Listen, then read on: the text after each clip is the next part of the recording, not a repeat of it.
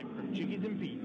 And welcome back, everyone, to Chickie and Pete's in South Philadelphia. It's the Soul Coaches Show, or it's the Doug Plank Show, as we come to you live from Chickie and Pete's in South Philadelphia. And remember, you're listening to the broadcast tonight on our South Jersey affiliate, 98.7, the coach, Joe Kraus, Lou Tilley, and Jeff Taylor, the owner and operator of Frederick Chevrolet on the Boulevard, our number one sponsor for the entire season. Jeff, welcome to the program. Lou, I'll tee you up, brother, all you. Man, you put it right on the tee. Jeff, we've been dying to get you on the air all year on the television. You were our main presenting partner of our telecast this year. We want to thank you very much for that. You came up with a great line today, though, after meeting Doug Plank. You've been here all day. Hold on just a second.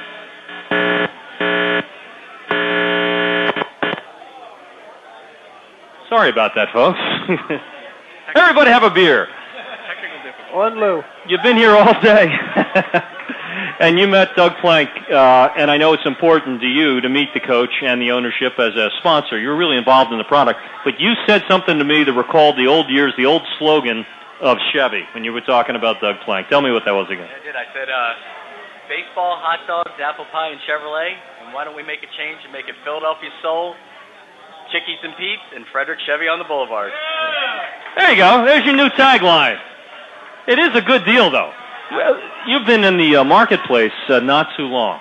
You and Mr. Frederick, with your Frederick Chevrolet dealer up in the great Northeast, not far from where I was born and raised, right at Harbis and Bustleton and the Boulevard, right? That's correct, yep. Been there about a little over a year and a half, and continue to build it every day. Nice job. Are you getting some footage there, or the folks in the neighborhood? Because it's real important that the folks get to know you and trust you. Absolutely. It's that, having that customer relationship is a very important thing in our business right now, and making sure we do take care of the customer. And, with the Philadelphia Soul, I had actually 3 players that worked for me this year. Is that right? Absolutely. And it was a great fit in the Northeast. The Northeast loves the Philadelphia Soul. They came in, even if they didn't come in to buy a car, they just came in to say hello, and what a great job the guys are doing, a part of the team, and it was a great experience. Which is not unlike the way the Philadelphia Soul and their ownership run their own business, is they want to get you in, they want to get to know you, and they hope you come back. Absolutely, and that's exactly the way we run our business. Cosmo DiNicola joined us now, one of the great owners of the Philadelphia Soul. Everyone say hello to Cosmo.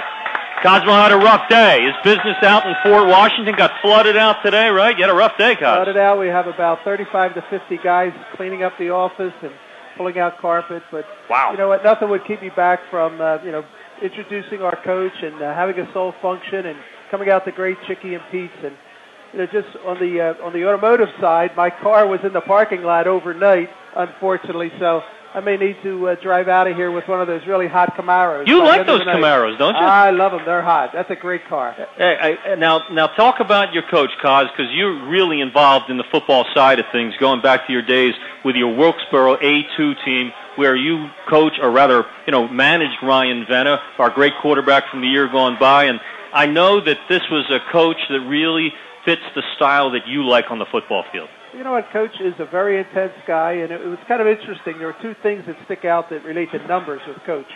When I went out with co-majority owner Craig Spencer to sign Coach Plank a couple of weeks ago, it was 116 degrees in Phoenix that day.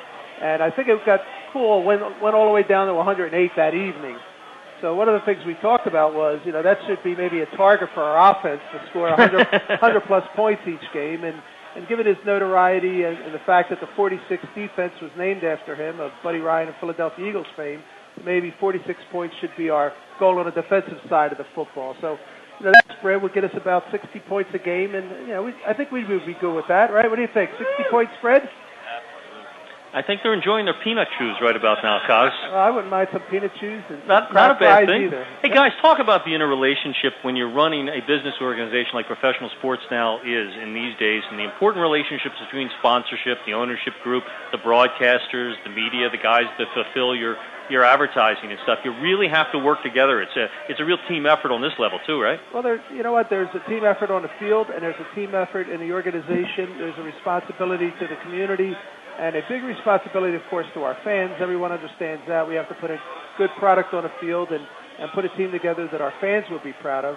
But we also have a responsibility on the business side to our sponsors. You know, we're in business to earn a profit, and we employ people, and we take that responsibility very seriously in all of our own companies as well as our sponsored companies. So, you know, we make it a point to interact with our sponsors and do everything that we can to help, you know, drive their businesses forward and, you know, have a very professional relationship with them. But at the end of the day, it's all about dollars and cents and trying to do the things that will help grow their businesses and of course, vice versa, you know, them doing the things to help us grow our brand and business as well. Jeff, as you know, it's your money in the game, along with these guys, the owners themselves, and you're a football fan. What would you like to see different from your aspect, from the Philadelphia Soul on the field in 2012 next year?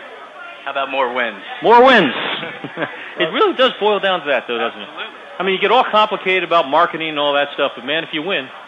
Well, it's all about wins and losses, and you know that's one of the things that we talked about. When you have a record that is 6-12, you know you start thinking about that, and you know our goal is probably the reverse of that. So you know they don't have Vegas lines on arena football games right now, but you know if you had to think of over and under 12 at 6 at a minimum sounds like something we should be shooting for. Hey Jeff is the general manager and the president of Frederick Chevrolet up on the Boulevard and is technically Bustleton, right? But Harbison also comes right there, Bustleton Boulevard. And beautiful, big facility with lots of inventory. And you're there yourself. I mean, when people want to come by, they'll see you, right? Come and ask for me. I'm here all the time. It looks like you can cover some kips, too, Jeff. Nice job. Jeff Taylor joining us from Frederick Chevrolet and with us here in the Philadelphia Soul. Thank you for all of our fans to you, one of our great sponsors. Cosmo, before you go, some words about football. There's some work to be done. You've got your coach now. Now you're going to have to change the personnel on the field. What's your emphasis in the offseason? Well, you know what? We did a great job at the end of the season. Even though we were in transition from a head coach standpoint, we did a tremendous job looking at players all around the league. We basically looked at every player at every position, looked at their film. We graded them. We created our own internal target list. And the coach has been spending the last week or so getting acquainted with that target list so that we can all start focusing on signing players. This Monday opened up the signing period for us to have approximately 3 weeks to sign our own players. Then on the 25th, we're able to go out and start signing other free agents. So we have our list. We have a breakdown of the talent. We're going to be very aggressive in a free agent marketplace. We're going to build a world championship team. You got to do it. You know what the standard is. You've seen what the Phillies have done. You see what the Eagles did in the offseason. Let's hope the Soul starts it today with the hiring of Doug Plank. Cosmo, good luck. Well, we have a world championship caliber coach, and I'm sure he's going to put a great product on the field, and we're not going to stop until we're all celebrating another championship for the Philadelphia Soul. Hey, glad you got in Marty Judge's boat and got down here to Chicky and Pete's in South Philly tonight. Yeah, I needed Marty Judge's boat, and I needed Jeff's hot car. So I got to work the crowd a little bit tonight. Oh, that's great. Thanks, Jeff, and thanks, Cosmo, and thanks to all the fans for coming out tonight. Krause, it's been a fun hour, huh?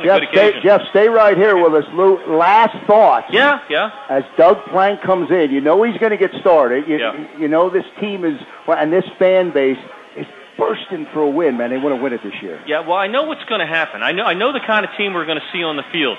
Remember the Flyers of the mid-'70s, Krause? I don't know if you guys were old enough to remember that. The Flyers of the mid-'70s established the mark that everyone still aspires to in the city of Philadelphia. Because if they lost, and they didn't lose often, boy, they went down literally fighting. And when you came in to play the Flyers in Philadelphia, it got real quiet, the guys tell me on the bus, when you got near the stadium. Well, that's what I see for the Philadelphia Soul in the year ahead. And you watch that. That perspective comes after traveling with the team, traveling to San Jose, doing the games. That whole mindset from the previous season now has to change. It needs to be tweaked up. It needs to be changed into a fourth quarter mentality. It will make all the difference. Your expectations, Jeff? I can't agree with you more. I mean, we need to put a competitive team on the field, and we need to put more wins in the bucket. Well, you've got a dedicated bunch of owners. I've never seen a bunch of owners, and that's the biggest thing that I learned this year, Jeff and Joe, was being around Cosmo, Marty, Craig, who I've known for years, Ron, who I've known for years, and Pete, who I went to high school with, for crying out loud.